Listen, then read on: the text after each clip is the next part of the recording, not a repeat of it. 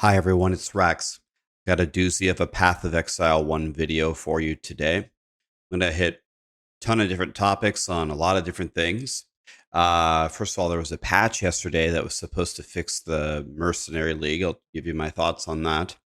A lot of people have been playing Righteous Fire. A lot of people ask me which build should you play if you're like brand new. Well, the answer is Righteous Fire. I'll cover that. I have this character fully built, by the way, in T16 maps.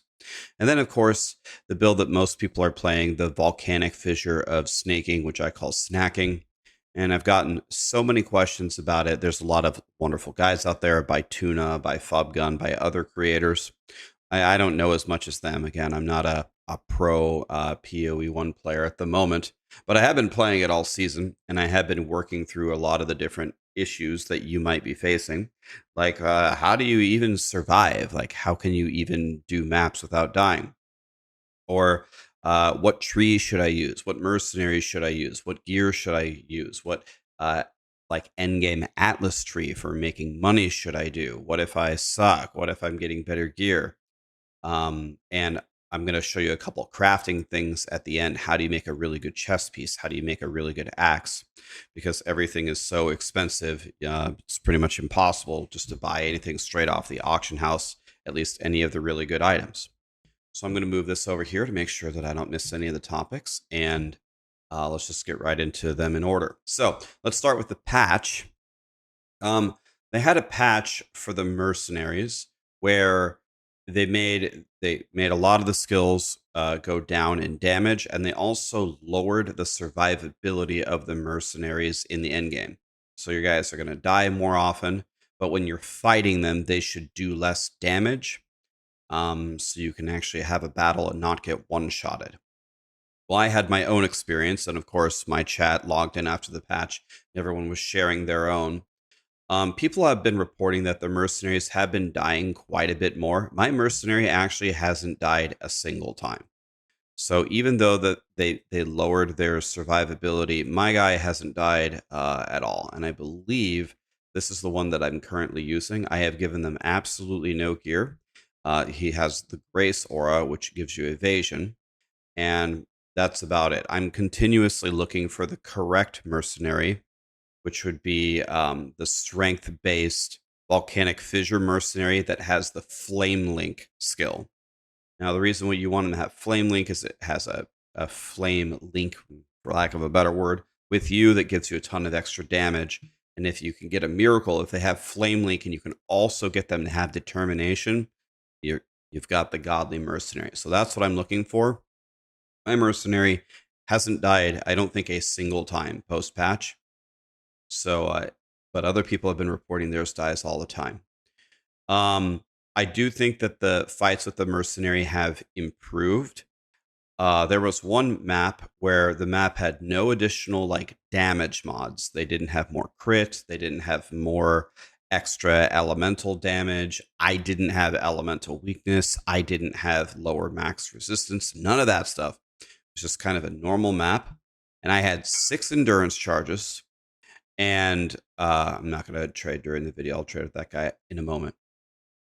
I had 6 endurance charges. I opened a mercenary in a T16 map, and he shot an arrow at me, and it hit me for about 97% of my life. So I have 5.5k life, 6 endurance charges, got everything up, no other crazy map mods at all. I checked. Bam! Almost 100 owed me. So I would say further tuning is needed. Let's put it that way. Now, let's talk about Righteous Fire. I get asked all the time, Rax, I want to play POE1. What build should I play? You should not play Volcanic Fissure of Snacking as your very first build. You should play Righteous Fire. What do? You activate an aura, boink, Righteous Fire. And anybody who gets within this aura is going to die. Then you take an ascendancy point where they have a chance to explode and blow up all of their friends. And all I do is run around here and just exist, and everything dies. You can also throw some fire traps if you've got a big old strong elite or something. You can curse them with punishment. Of course, get your other mercenary that's going to help you kill them all. This is so comfortable. And there's a beautiful guide, step by step, that tells you everything about it. And it's right here. It's by Pox, P-O-H-X. People always ask me where the guide is. Pox.net. It's right here. Righteous Fire, Chieftain, League Start. You copy it, you paste it into your browser. You've got it right here. You want a video guide? It's right here. Written guide, a walkthrough, the loot filter, top 10 tips, the starting atlas, low effort crafting. I mean, it's literally right here. This is the best beginner build for you to get into the game. I made it. I'm in T16 maps on like no budget at all. My guy's gear absolutely blows, and we're cruising. Now, let's get into Volcanic Fissure of Snacking, which is what a lot of people are playing. The number one thing that I get asked about Volcanic Fissure is how do you stay alive? Well, I've played Tuna's build. I played Fobgun's build. I started to look at some hardcore players' builds because I was also dying, and not dying all the time, but dying enough to where it was bothering me, and I wanted to fix it. And I see some of the builds I think have changed a little bit over time. But one thing that explicitly helped me, like before getting all your cluster jewels, I'm talking like obviously when you get every single end game item, then you're tanky, right? So me telling you go get all your cluster jewels and go get all this godly gear, that's not helpful. Why does everyone want to buy my stuff? But what might be helpful is what do you do when you're just wandering through all the maps and trying to get powerful and building currency? One thing that helped me a lot was taking this node, this cluster right here in the very middle of the map, where you get attack speed and attack damage leached as life, and then 5% of the leech is instant. Some of the builds did not have this, and some of the builds are like changing over time. Some people I think are adding it.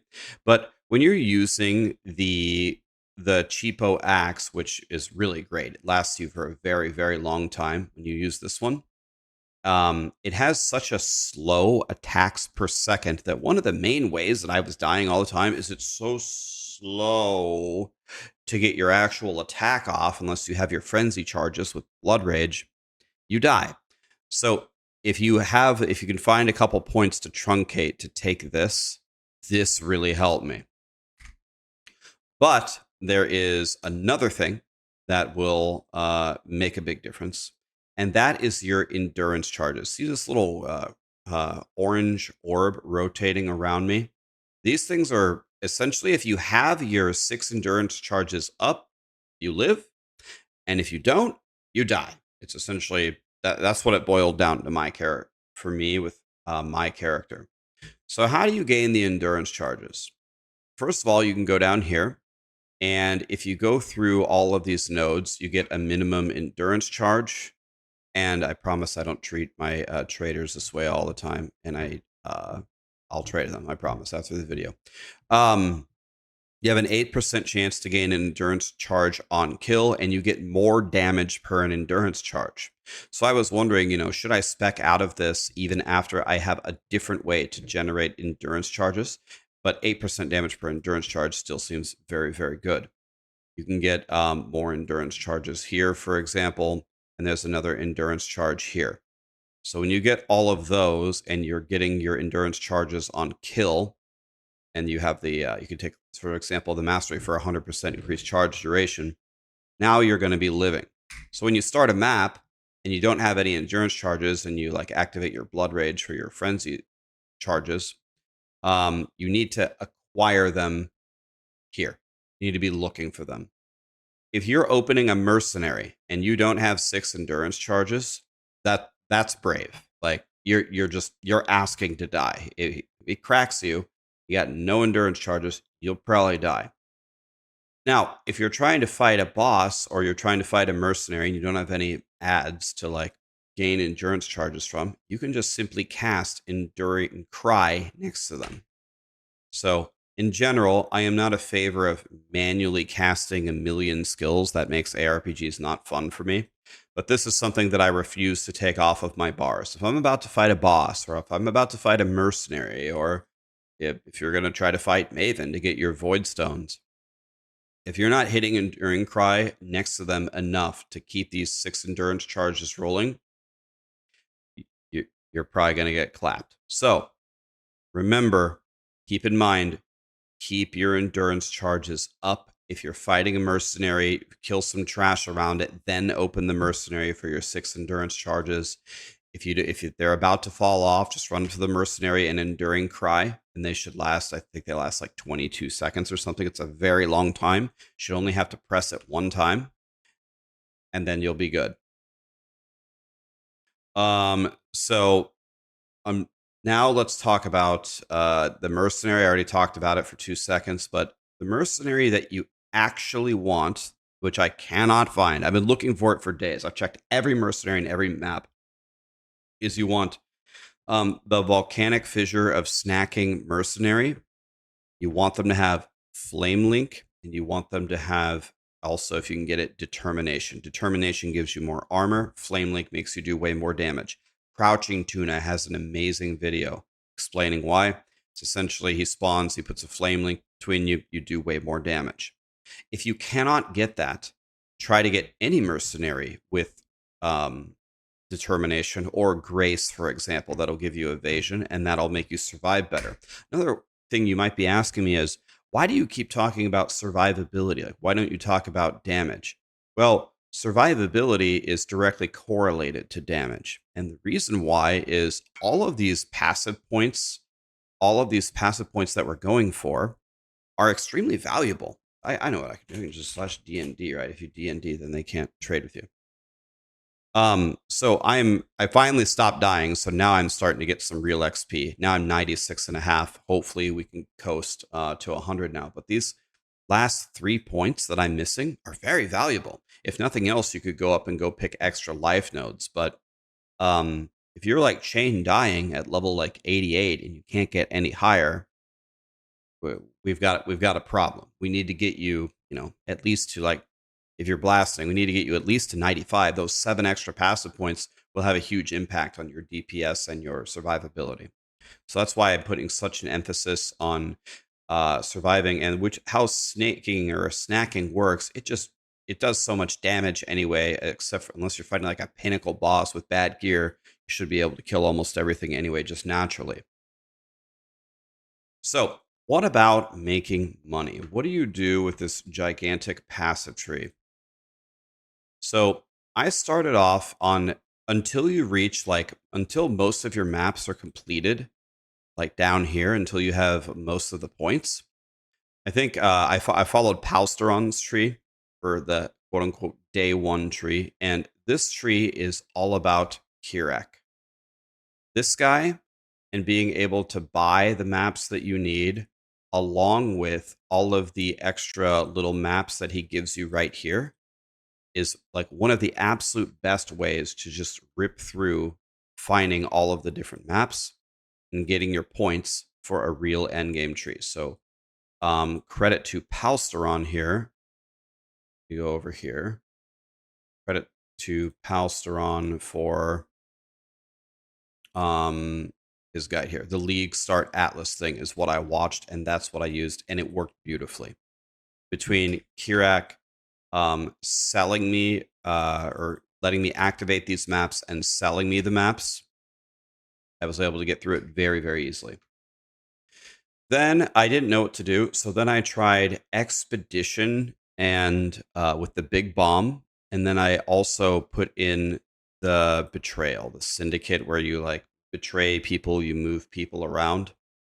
Now, I found some things kind of weird about doing the Immortals. I guess I'll call it Betrayal. As I got deeper and deeper into it, I noticed that it's actually a lot more complicated than I thought it was. I thought I had a pretty decent understanding of how to play, but then some people in my chat who were pro Betrayal players, I was trying to move people around to the specific areas and keep them there. It actually wasn't so easy at all, either to get them there or to keep them there. And then like when you do the normal things, you aren't like guaranteed to make progress toward Katarina. Like it's like drops as a separate token to go fight her. Which kind of took some of the wind out of my sails. Like that was kind of the fun part, is finally getting into that a big fight with Katarina and you're just waiting for it as a drop and you don't actually make progress toward doing it like you do in some of the other fights. I thought that change was actually worse. Like I still think the safe houses should progress you toward having a fight with her. But anyway, after messing with it for quite a while, it did make me some money. Like some of those all flames that drop, some of them sell for like a divine each. I actually just stopped doing betrayal. Then with expedition, I found it a little bit annoying to do expedition, and the reason why is, well, part of my damage is physical and part of my damage is fire.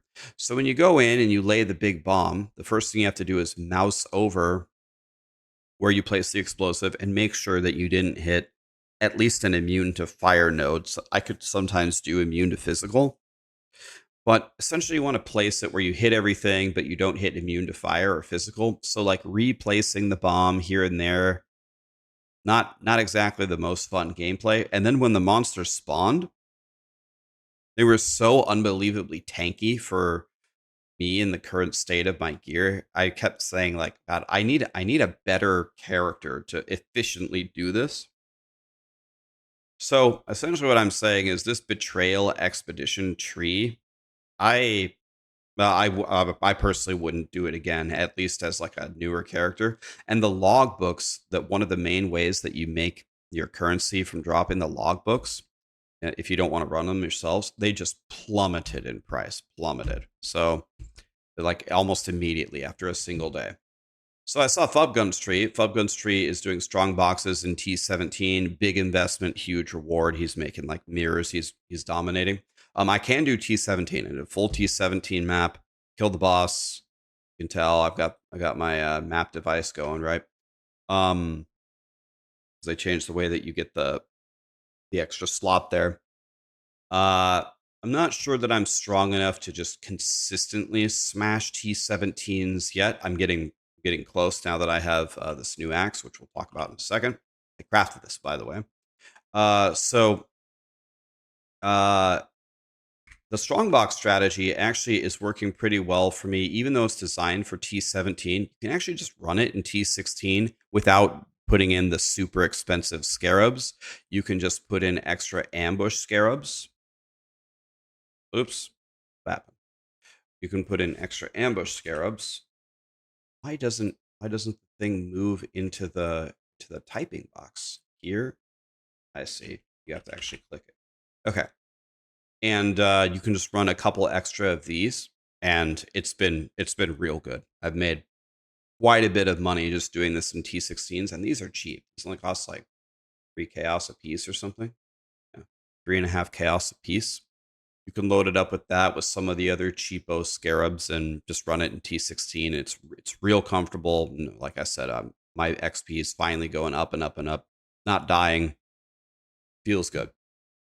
So shout out to, of course, Fobgun for not only his builds, but all of the different currency farming strategies he provides all the time. Another thing that I want to talk to you about, which this might be the most important thing in the entire video. This is probably the thing that a lot of people are doing wrong. I really stopped dying in maps because of how I roll my maps. And it's very, very easy to do. It's so easy to do. I'll just live demo it for you. So I'm running Dunes, Where's My Car, right? So if I go here to Dunes, let's take 5 maps. I'm going to make these 5 maps for you. So you can, of course, run 8 mod maps, and 8 mod maps are going to give you like I think the progression is T17 and probably pay you the most, T16 and a half, which are these new maps that are influenced by the season mechanic. The originator's memories probably pay you second most. And then there's 8 mod just T16 maps where you just val them and then you alch them, or you can actually just straight up val them unless they change it. You can just val them and they become 8 mod. More valuable, obviously. But when you just get to T16 and you don't have the best gear and you're just trying to farm and build some currency to get up into those 8 mods or the T16 and a half or the T17, what I do is I take the chisels, first of all. If you don't have chisels, just don't use them. It's fine.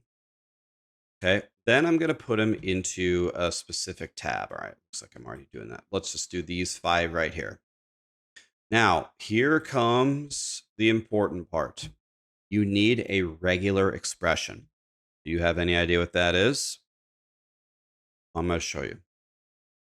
So we go over here. We go to POE.re for regular expression. Click on map mods.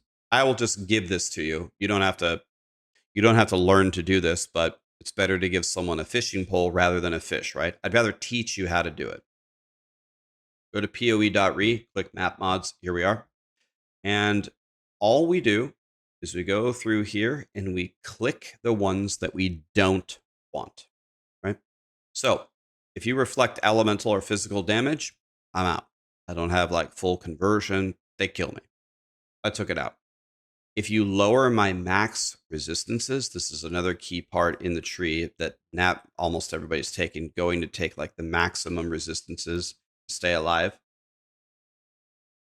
If you lower my maximum resistances down below 81, that's a great recipe for dying.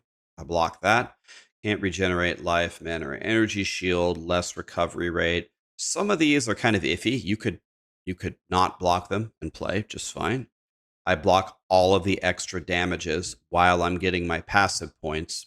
Once you like are a super, super high level and you're only missing 1 or 2 passive points and you just don't care anymore, then you can turn these back on and play them. And if you die, well, it's 6 portal defense, right?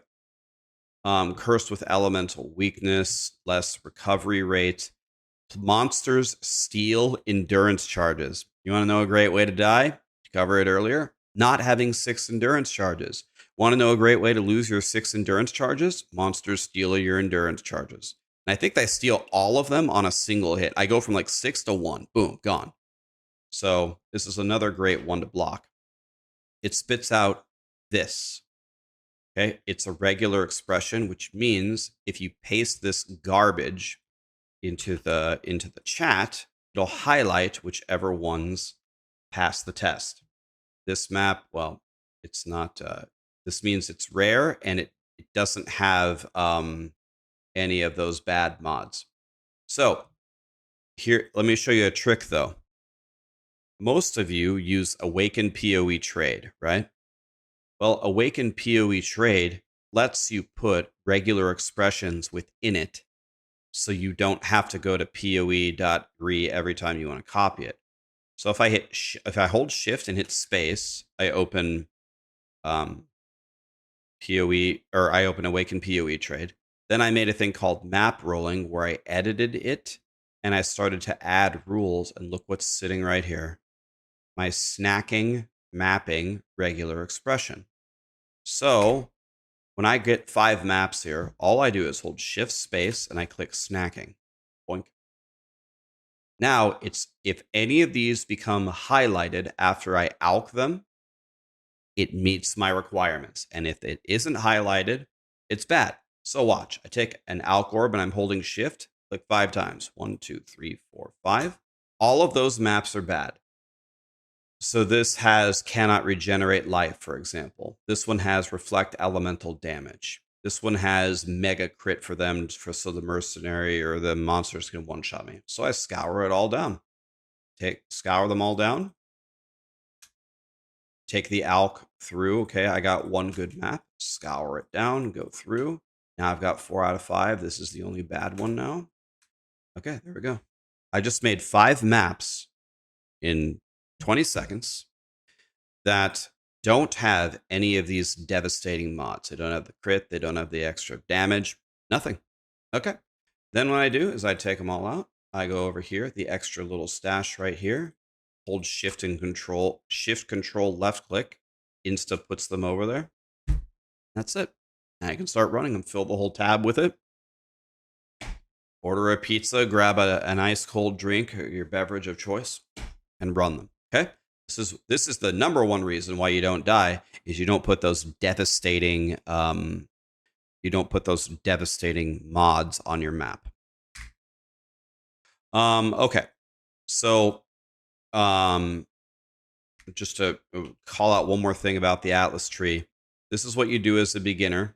getting all of your maps done from Palstron, go watch his video for the explanation. I don't want to steal his thunder. I literally just copied his tree. So it's his content. Throw him a like and a sub, please. Tree 2, Expedition Betrayal. If I were you, I just straight up wouldn't do this. You can copy Fubgun's tree and just do it in T16 without the mega investment. And I'm making money. I'm not making Fubgun money, but I'm making money working my way toward being able to smash the T17s. Works great. Now, let's talk about another reason why I'm surviving is this chess piece. So this has almost 4,000 armor. And very importantly, it has 8% physical damage reduction rolled on it. That is a ultimate mega roll. It is tier 1 physical damage reduction. So I made this chess piece for about 3.1 divine. And I don't know, I haven't checked it lately. Let's just put it at 3856. Let's put it at 44 res with the 8 PDR. Okay, and the prices have actually dropped a little bit. There's some at around the 5.5, 6.5 divine range, but I made this for 3. So, and it really isn't that. It really wasn't that hard if the dynamic of the trade market hasn't changed since then. So I'm just going to show you how to do it. So here we go. Full demo right here. First of all, go to trade and you want to buy a royal plate. If you're too lazy to 6-link it yourself, you could buy a 6-link plate. It needs to be not corrupted. Okay. So let's say you want to buy a 6-link and you want to buy it non-corrupted. When I purchased this, it cost me 2.8 divine a couple days ago. Let's see what it costs now. This is much cheaper. Much cheaper. So if you want to, you can look for a very good base percentile. So this is looking exactly like what I purchased, something like this. Bought like a 100 percentile royal plate that was 6-linked already, and it cost me 2.8. Got a little bit cheaper. Again, whatever your budget is, whatever you got, that's fine. But royal plate is the best base. If you can't go royal plate, I believe the second best is Legion plate. But there is something pretty important if you're going to go for crafting here. And I want to show you this on Craft of Exile. Just went to Craft of Exile, and I typed in royal plate. So this is showing you all the prefixes and suffixes that you could get on a royal plate, right? Well, we're trying to get like super high armor. We're trying to get PDR, and we're trying to get no life. The reason you want no life on your body armor is because of the life mastery. I don't know if I can, right here. 15% life when there are no life modifiers on your equipped body armor. If you get like an ultimate like tier 1 roll of life on your body armor, that's fine. That's good. But 15% life is hard to come by. So that's very, very strong. And then other than getting very high armor, preferably has to have PDR on it, then you also would prefer to have some resistances on it. Sounds like a lot, but there's actually a trick to make this pretty easy. Anyway, if you go to Craft of Exile and you punch this in, you can see all the possible rolls here. Now, this just might look like a bunch of nonsense. We're just looking at prefixes and suffixes. But what I want you to look at is right here, the percent increased armor. If you click on this, it'll show you the item level that you have to be able to get this tier of this affix on your body armor. So what does it mean? Well, it means you can, if the chest is at least item level 84, you can get tier 2% increased armor, that's a great roll. But you will not be able to get tier 1% increased armor unless the armor is at least eye level 86. You can see if you collapse this, 86 would also enable T1 max life, which we actually don't want. So when you're crafting it, if you want a chance to not only hit T1% increased armor, but also percent increased physical damage reduction, it needs to be eye level 86. So if we go back and we go to the item level and set the minimum of 86, we were getting 962 results. Now we get 700. Okay. Again, if we go to the percentile, now it's 3 divine. This is pretty much exactly what I paid. It can be yellow. It's fine. You can just scour it or use the fossil things. So so you can search through and pick a royal armor that you want. If you want to 6 link it yourself or do the sockets yourself, that's fine. So when you buy the royal armor, now we have this royal armor, and we need to have all those things that I just talked about. Mega armor, no life, physical damage reduction. There's a beautiful way that you can do this. And this is with fossils. It's actually the first time I ever fossil crafted. I've never crafted anything with fossils before. My chat helped me. The advantages of being a streamer. Thank you to all the lovely people in the chat who constantly teach me things. So this is like full credit to them. So if you go here and you go to the Delve tab, I believe, Delve. These are all the fossils. What you can do is you can use 2 of these fossils in like a single craft at a time. So if you have a dense fossil, it says more defense modifiers, like armor, no life modifiers. Oh my God, that's exactly what we want.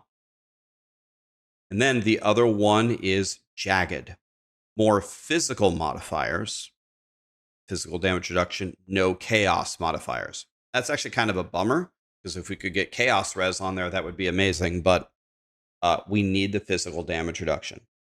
So you would buy these 2 fossils, and then you would buy a potent chaotic resonator. That lets you put the 2 fossils in the resonator. So it's sitting right here, and then you just right click it onto your body armor, and that's it. And you just YOLO it. You're looking for insanely high armor with a very, very good roll of physical damage reduction. I bought my base chest piece for about 2.8 divine. It's roughly the same price. I literally only had to slam like 5 chaotic resonators into this to make this chest piece. Some people said that was pretty lucky, but other people said, nah, fossil crafting is just amazing. That's just how it goes. So when you have this royal plate, when you have this extra 4,000 armor and the 8 PDR, and if you get lucky enough to hit a good resist on it, this makes an outrageous difference in your defense, as you could probably tell. And then you can put the implicits on there at the top, or what is it called? What's the proper name of it? The Eldritch implicits, whatever they're called. These Jim Bobs, yeah, the Eldritch embers, and you can move physical damage to cold damage or any other element, whatever you want to do, and +1 to all max resistances, because we're struggling to get spell suppression out here. And there you go. That will make a huge difference. So for about 3 divine, unless you get unlucky, you can make a chess piece like this. It shouldn't take you that many tries. And these things are not particularly expensive, by the way. It's not going to break the bank here. A dense fossil is only 3 chaos. A jagged fossil is 2 chaos. Let's call it 5. And then one of these is 3. So it's like 8 chaos a click. So it's like 160 chaos for a divine. So 160 divided by 8 is 20. So you could click this 20 for 1 divine. You could roll this 20 times. You should get something pretty good with 20 times, with high defense, no life, good chance for physical. So it's a very good way to get a very good armor. Now, let's talk about crafting the axe. I'm going to have to do this as a separate video. This video is already getting too long. But let me tell you the setup for how you would craft an axe. And then I will show you. I crafted this axe for it cost me exactly 8 divine. Let's price check it. So I have 977 physical DPS, and I have 1.38 attacks per second. And let's just forget everything else. Just the damage and the attack speed. How much does this cost? 20 divine. Yesterday, they were more expensive. So That's good news. They're coming down. I crafted this axe for 8. Exactly 8. And I'm going to have a video out tomorrow. I'm going to show you how I made it. But let me show you right now. I'll show you like the high level basics of how I did it. I did it with recombinating. And I'm going to show you how you can set up the craft. So when I make the video tomorrow, you could just make it. The first thing is you need a bunch of Val axes. Any old Val axes, doesn't matter. If you're running T16, then they're good. I think they need to be eye level 83 at least. If you're running T16s, all of these are good. So what I did is I went into Filter Blade, the Filter Blade website, which is the loot filter website. And you can copy whatever loot filter you're currently using. Maybe you're using FUB guns. So you go to user, search, FUB gun, copy his filter, whatever you're using. I was using his T16 strict filter. Then all I did was at the bottom, I made a custom rule. And I just said, show me every Val axe. And I hit save. So when I run around now in a map, and any Val axe that drops, go here. Not the mining camp. God, I'm stupid. Sorry. I like to go to the menagerie. Is that how you say that?